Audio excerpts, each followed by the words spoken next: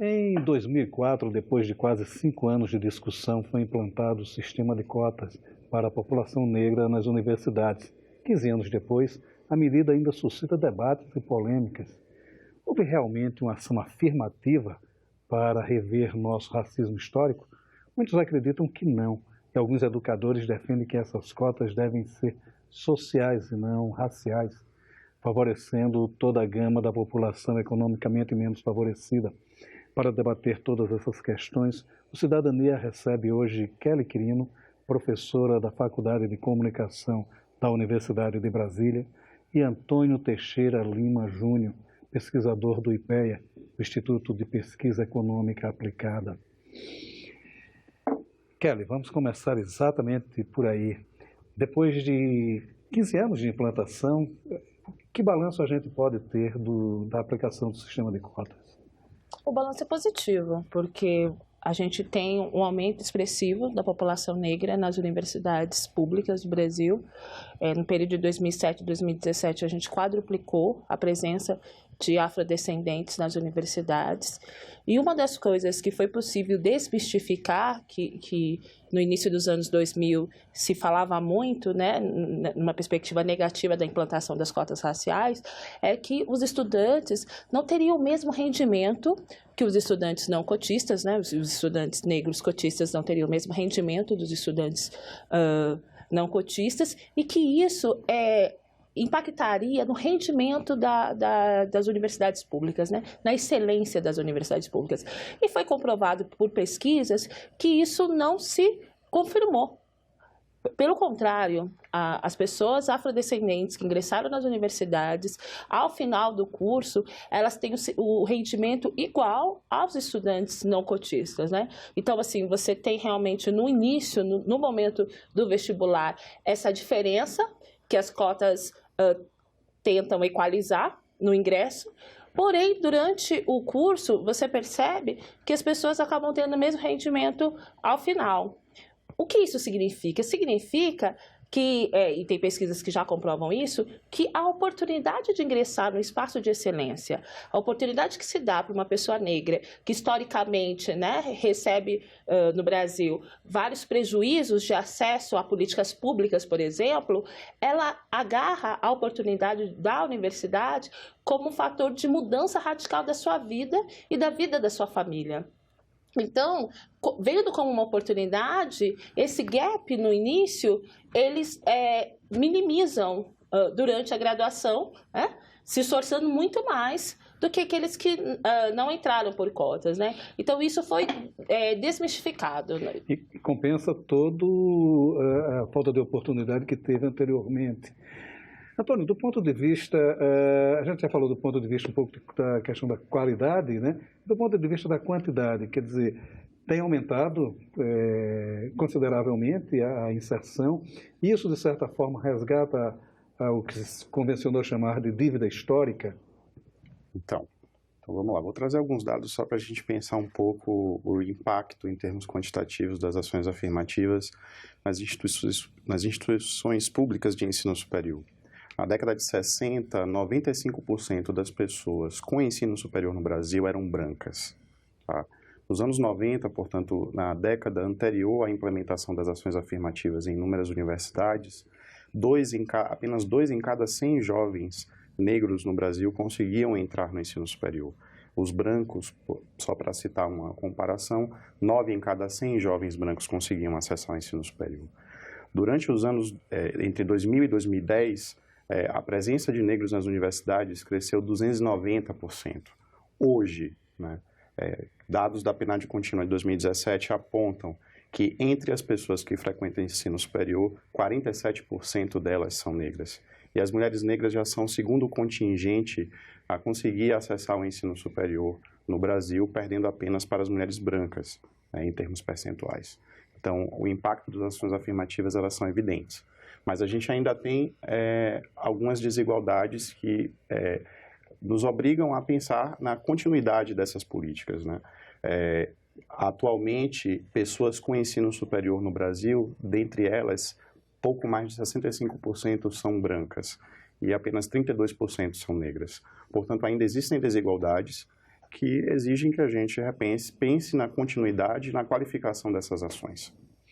E isso está sendo, de certa forma, debatido dentro das universidades, quer dizer, a manutenção não só do programa, mas a melhoria qualitativa desse programa, que normalmente é um programa que traz algumas polêmicas e, consequentemente, alguns problemas. Esses problemas estão sendo revisados pelas universidades. Sim. Como é que está sendo o andamento disso ao longo desses 15 anos? A própria UNB, em 2018, já fazendo a reavaliação dos 15 anos de implementação das políticas de ações afirmativas, abriu um debate acadêmico, junto com a comunidade acadêmica, professores, estudantes, a própria comunidade, para avaliar realmente esses 15 anos de políticas de ações afirmativas e, assim como o Antônio falou, o que fazer a partir de agora. Porque a gente vê realmente que há um aumento de pessoas negras na universidade, você entra na UNB, você vê um espaço mais diverso. Porém, como a gente dá um salto na questão realmente de ampliar esse déficit que a gente ainda tem e de qualidade? Porque uma das coisas que a gente discute também internamente na universidade é que a presença de pessoas negras e indígenas fez a gente, por exemplo, revisar a epistemologia, né? A gente tem trabalhado ainda numa epistemologia eurocêntrica. Então, quando você coloca pessoas afrodescendentes e pessoas indígenas, esses saberes precisam também entrar na academia, porque a gente ainda tem uma academia construída a partir de uma perspectiva eurocêntrica, no caso do Brasil, francesa, né, que foram os franceses que, por exemplo, ajudaram a criar a Universidade de São Paulo. Então, assim, e esses estudantes colocam, por exemplo, que a gente precisa, por exemplo, trazer escritores, autores, negros e negras para pensar as nossas especificidades, que é muito diferente, como você mesmo falou. Nós temos uma dívida histórica com a população negra. Em 1888, a gente não criou uma política pública de inserção dessas pessoas no mercado de trabalho, por exemplo. Mais de um século depois que a gente começa a construir as primeiras ações afirmativas. Então, assim, é muita coisa ainda para a gente construir e que 15 anos apenas não dá conta, mas a universidade já está fazendo esse debate, como que a gente realmente amplifica isso e dá um salto qualitativo na inserção das pessoas negras na universidade. É que, historicamente, quando, enfim, se acabou com o regime escravocrata, trouxeram para as lavouras não o aproveitamento da mão de obra já existente, mas os migrantes, né? Isso é um dado histórico curioso até. Agora, hoje em dia, a gente pode ver a frequência da população negra nos cursos, né? Ele se dá mais na área de exatas, na área de humanas, há uma equidade. Como é que está? Quais são as áreas de interesse dessa população? Então, a gente tem um problema com relação à captação dos dados de frequência por curso no ensino superior no Brasil. A principal base de dados que a gente tem, que poderia nos permitir fazer um monitoramento mais efetivo e um pouco mais detalhado das ações afirmativas no ensino superior no Brasil, é o Censo da Educação Superior. Porém, o Censo da Educação Superior tem um índice de subnotificação do quesito cor-raça muito elevado, o que não nos permite olhar com acuidade até que ponto a gente está conseguindo democratizar a totalidade dessas instituições, garantindo não que os estudantes negros acessem aqueles cursos que são os cursos mais disputados, né? Que são cursos que conferem certo prestígio e certos acessos a lugares sociais que são majoritariamente brancos no mundo do trabalho. Então, a gente não consegue ter um panorama muito completo e muito efetivo com relação à frequência por curso. Porém, a gente tem alguns indícios de que existem desigualdades internas que a gente precisa enfrentar no aprimoramento da política de ações afirmativas daqui em diante. Os dados do ENAD apontam, por exemplo, que mais de 60% das pessoas que se formaram em 2016 no curso de medicina eram estudantes brancos, né, e 23% aproximadamente eram estudantes autodeclarados pardos. Mesmo entre aqueles que declararam entrar no curso de medicina e se formaram em 2016 e responderam ao ENAD, entre os que entraram nas ações afirmativas, pouco mais de 40% eram brancos, o que significa dizer que talvez alguns cursos estejam elevando essa média da presença negra nas universidades, e isso é um fator que a gente precisa corrigir. É bom lembrar também que são nos cursos mais elitizados, nos cursos mais disputados, que se concentram também as grandes denúncias de fraudes nas ações afirmativas. E é necessário que o Estado adote procedimentos para garantir que essa política ela seja efetiva e eficaz. E que esses espaços sociais monopolizados pelos segmentos brancos da sociedade, eles sejam efetivamente mais porosos à presença negra. É porque existe questões... A própria UNB, logo no início do programa, ela sofreu uma questão muito debatida na época, porque dois irmãos gêmeos, um entrou pela cota e o outro não conseguiu, não foi aprovado pela cota. Por que se dar essas distorções e como corrigi-las? Porque no Brasil o racismo se dá pelo fenotipo, né? O fenótipo que determina, né? Então, assim, quanto mais escura a sua pele, mais barreiras você vai enfrentar para acessar oportunidades e, consequentemente, você vai ter uma vida muito mais vulnerável, né? E isso impacta em todas as esferas da vida dessa pessoa negra. E se você, por exemplo, é um homem jovem negro, o teu impacto, por exemplo, de ter esse fenotipo mais escuro, esbarra muitas vezes na violência, né? Na violência policial, criminal. A gente atualmente tem um alto índice de morte de jovens negros, que o movimento negro até denomina como genocídio da juventude negra. Então, assim, essa questão no Brasil realmente é a aparência que vai determinar se você é negro ou não. E o que isso impacta? Impacta que, muitas vezes, uma pessoa é parda, mas não é lida como negra, né? E a outra pessoa acaba ingressando, né? Se utilizando muitas vezes dessa questão de fraude, como o Antônio falou, porque teve um avô negro, né? Só que na prática não é a gota de sangue negro, como é, por exemplo, a questão da demarcação racial dos Estados Unidos, que vai determinar as coisas no nosso país. É a cor, né? Então, assim, a política do embranquecimento, você até mencionou, quando a gente teve realmente a imigração dos europeus a partir do meados do século XIX, fez com que nosso país continuasse com essa mestiçagem, e quanto mais próximo desse fenótipo branco, mais privilégios você tem, e quanto mais escura a tua pele, menos privilégio você tem. Então, o que aconteceu com a ANB em meados dos anos 2000 fez com que realmente dois irmãos, um mais claro e o outro mais escuro, um entrou, o outro não entrou. Então, um dos subterfúgios que nós encontramos para tentar reduzir e mitigar isso foi, por exemplo, hoje criar essas comissões realmente para avaliar. Porque, como o Antônio também disse, é comum a gente ver os cursos de medicina, os cursos de direito, pessoas fraudando porque realmente tem um ancestral negro, mas a pele é clara. A pessoa, você realmente, na comissão vai avaliar que é uma pessoa que não sofreu racismo, né? Que não teve nenhum impedimento. O nosso racismo é muito sofisticado. Não se dá só nessa questão, eu costumo dizer para os meus alunos, que não é a ofensa verbal. Não é a ofensa de chamar de macaco, de desqualificar o seu cabelo. Não, é você entrar, por exemplo, numa loja e a pessoa achar que você não está lá como consumidora, ou que você é a vendedora, né? Eu costumo dizer que as pessoas me olham, por eu ser uma mulher negra, e não imaginam qual o grau de qualificação que eu tenho. Porque, historicamente, as mulheres negras, o lugar social dessas mulheres negras é sendo empregadas domésticas, sendo serviçais. Né? Então, assim, esses cursos de elite acabaram sendo um subterfúgio para algumas pessoas romper com as cotas raciais, mas o objetivo, na realidade, é conversar com as pessoas, avaliar realmente se elas têm fenótipos negros e também conversar para... Você já sofreu racismo? Você já foi barrado de entrar em algum lugar? Você já foi confundido com uma coisa que você não era? Você já teve, por exemplo, a polícia já te barrou? Né? Que são algumas situações que uma pessoa negra no Brasil vive que não se dá só na perspectiva da ofensa, mas são todos esses mecanismos que acabam nos impedindo de ocupar espaços de poder, de prestígio e de oportunidades no Brasil. A comissão trabalha exatamente buscando essas filigranas racistas mesmo que acontecem no cotidiano, né? Agora, a gente está falando da universidade, é um fato curioso, você deu um dado aí interessante, a população feminina negra, que hoje é a segunda maior dentro das universidades.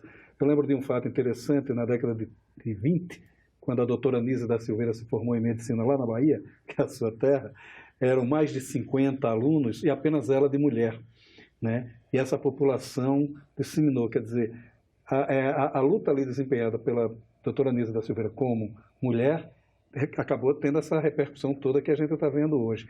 Quer dizer, o negro hoje também está nessa mesma luta e o crescimento dessa população é uma consequência desse esforço da população negra? Sim, sem dúvida. É bom a gente lembrar que ações afirmativas existem no Brasil há muito tempo. Tá? Ações afirmativas no Brasil existem pelo menos, e não significa dizer que nasceu aí, mas pelo menos desde o século XIX, com a migração, né? Com o estímulo à migração de europeus. É a grande política de ação afirmativa do Estado brasileiro no século XIX. A Constituição de 88 instituiu também políticas de ações afirmativas para pessoas com deficiência. A política de ações afirmativas pró-negros no Brasil, ela é resultado da luta de sucessivas gerações de militantes, de pesquisadores negros que denunciaram ao longo de todo o século XX, denunciaram o mito da democracia racial, mostraram e ilustraram que as desigualdades raciais eram um dos principais componentes da desigualdade no Brasil, que era uma das nossas principais questões não resolvidas do ponto de vista histórico. Nós não demos resposta, né, nenhuma a um processo escravista de mais longa data na história, pelo menos desde 1500, né? E, portanto, as ações afirmativas são, tardiamente, a única e grande resposta do Estado brasileiro a uma barbárie que esse Estado engendrou e que foi resultado, de fato, da luta de tantas pessoas que militaram ao longo de todo esse período, de sucessivas gerações. Aqui no Senado a gente teve o grande exemplo do Abdias Nascimento, que vinha lá desde o teatro negro, né, que ele, pelo Ruth de Souza, né? Agora, uma coisa que chama a atenção, essas políticas elas também não poderiam ter, de certa forma, ser implantadas já no ensino médio, já começar desde a base? Há algum movimento nesse sentido? Uma coisa não exclui a outra. As duas medidas são extremamente importantes. É muito importante a gente ter políticas públicas de inserção de pessoas negras na universidade e é muito importante a gente qualificar o nosso acesso ao ensino fundamental, o médio e a própria pré-escola e as creches, né? Falando das mulheres, as mulheres negras ainda têm muita dificuldade em seus espaços, geralmente são bairros de periferia, de, por exemplo, ter acesso à creche. E você possibilitar que uma criança desde os 2, 3 anos acesse a escola é você desenvolver toda a capacidade cognitiva, psicomotora dela, que vai dar saltos lá no futuro. Quando você não estimula uma criança desde os anos iniciais, isso pode ter impactos no futuro, né? E geralmente a população negra está excluída disso, né? Então, uma coisa não exclui a outra, as duas medidas são extremamente importantes. Se a gente levar em consideração que hoje nós somos 54% da população e que a gente realmente tem os piores indicadores socioeconômicos no sentido de acesso à educação, de acesso à saúde, acesso à moradia, de trabalho digno, né? O Antônio acabou de falar da Constituição de 88. Para a população negra, a Constituição Cidadã ainda não chegou em todas as suas esferas. É uma população que, em sua maioria, vive um alto grau de violência por quem está em bairros periféricos, demora muito tempo para chegar no trabalho, porque geralmente mora longe do seu trabalho. Aparelhos públicos, por exemplo, como posto de saúde, escola, creche, muitas vezes não chega, entendeu? Então, como você vai lutar em pé de igualdade, sendo que se a gente pensar que a gente está correndo nos 100 metros... Tem gente que está a 50 metros na minha frente, tem gente que está a 80 metros, para alcançar os 100 metros vai andar 20 metros. Eu começo antes do zero, né? Eu começo no -1, no -2, no -20. São várias barreiras que a gente tem que passar para a gente chegar no pé de igualdade. Por isso que não pode excluir. É muito importante ser as duas ações juntas. Melhorar a qualidade no acesso, creche, ensino básico, ensino fundamental, ensino médio, e aumentar a representação na universidade, porque aí a gente vai conseguir resolver essa dívida histórica que a gente tem com a população negra que chegou aqui no Brasil. Se a gente pega, por exemplo, Darcy Ribeiro, né, um povo brasileiro, a estimativa é que a gente tem recebido 5 milhões de pessoas negras no Brasil durante os 3 séculos que a gente teve, né? Agora, no século XX, que a gente está conseguindo debater, e no século XXI que a gente está conseguindo construir políticas públicas. Então, imagine recuperar 300 anos, né, em 1 século e meio. Ainda é muito para se avançar. Antônio, hoje a gente tem dados que afirmam que apenas 10% de negros e pardos ocupam cargos de chefia, por exemplo. Creio que na história do Exército, apenas um general negro, salvo engano, né? Teve o Marechal Rondon, que era pardo, né? Ele era descendente de índio, mas, salvo engano, apenas um general negro. É uma dívida muito grande. Quanto tempo, é possível calcular mais ou menos assim, quanto tempo essa dívida, enfim, será paga? Bom, não é possível a gente quantificar uma dívida que tem efeitos para além dos números, né? O racismo e processos discriminatórios, eles fraturam subjetividades e isso é impagável. Pessoas que morreram vítimas de processos discriminatórios, decorrentes, por exemplo, da atuação do Estado, vítimas de intervenção policial, essas vidas não podem ser resgatadas, a não ser por uma política de memória e verdade. Mas existe uma dimensão dessa dívida que é impagável, que não é quantificável. E é necessário a gente afirmar que isso todos os dias, porque esse é o tipo de debate em que é necessário a gente afirmar o caráter da vida e a necessidade de garantir que essas vidas elas não sejam jogadas num simples número em percentuais de PIB ou, enfim. Não é possível quantificar a dor de uma mãe que perdeu um filho, né? Isso não passa por qualquer tipo de valoração. Portanto, me parece que não é possível pagar essa dívida em certos termos, ao menos se a gente quiser reduzir esse debate ao aspecto mais econômico em sentido estrito. Por outro lado, é importante a gente pensar que as ações que estamos tomando agora podem alterar trajetórias de vida um pouco mais à frente. Todos os estudiosos sobre desigualdade são unânimes em identificar, por exemplo, que a formação dos pais ela tem consequências sobre a trajetória de vida dos seus próprios filhos. Quando você garante que as gerações atuais acessem melhores postos de trabalho, acessem as universidades, a gente está garantindo lá na frente que as gerações futuras tenham outros destinos e outras trajetórias. E que essas vidas elas saiam das estatísticas de morte e elas transitem para outras estatísticas, onde a associação da identidade negra não seja apenas uma pletora de adjetivos negativos, e ela seja acompanhada dos adjetivos positivos associados à fruição de direitos, ao acesso a serviços públicos, aos direitos de cidadania que todo cidadão deveria usufruir. E já a construção já iniciou, né? E há uma esperança de que isso evolua de maneira concreta, professora? Sim, com Rapidamente, certeza. porque a gente está... Com certeza. A nossa geração já é uma geração, por exemplo, que tem muito orgulho de ser negro, né? Que a gente já herdou dos que vieram antes da gente, da valorização das nossas características físicas. No passado, as pessoas tinham vergonha de falar que era negro porque era associado a aspectos negativos.